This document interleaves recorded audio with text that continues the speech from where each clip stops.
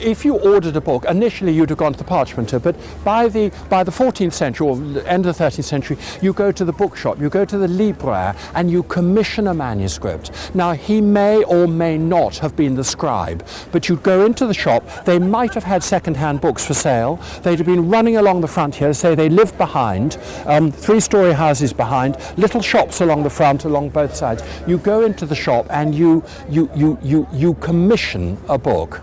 And the bookseller may have been the scribe. He may have written it himself. Adam, living here, probably was a scribe, may have written it, but he then subcontracts out the illumination.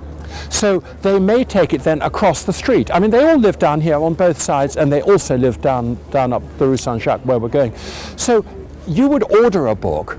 You discuss the price, of course, the number of pictures, what you wanted, a length of time. Your contract would be with the bookseller, not with the scribe.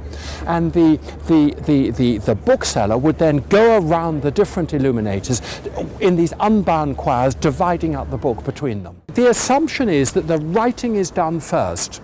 What is so interesting about illuminated charters, both now and then, is clearly in charters they would do the borders first and fill in the writing later. I mean, it's very odd, but normally you do the when you have unfinished manuscripts, the writing is done first. Spaces are left for the illumination, and where they write in, which they do particularly in Paris, they write in the title of the miniature to go in. So they say Les Rois, or whatever it is for the picture for Sext. That is because the exemplar is no longer there. So it's left the bookshop and it's come down to the illuminator, and he hasn't got the exemplar in front of him. So he needs a reminder as to what the subject is going to be. And the initials. And the initials have little guide letters written in, and sometimes they get them wrong. We often, as art historians, you look and you see collaboration in a single manuscript between two great painters. You see the Boucicaut master and the Bedford master are working together in a book, and you think they were the two great rivals. How are they working together? Well, of course, it wasn't like that. The bookshop has the unwritten choirs.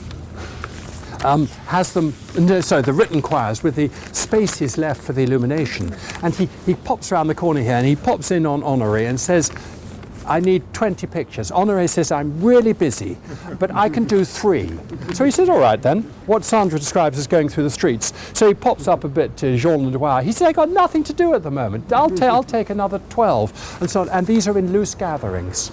So what looks to us like collaboration of artists very often is no more than that the choirs have been distributed among them. And when you collate a manuscript, you go through and you sort out how the different choirs held together, even in the small illumination. The changes of hand among the illumination will occur between the choirs.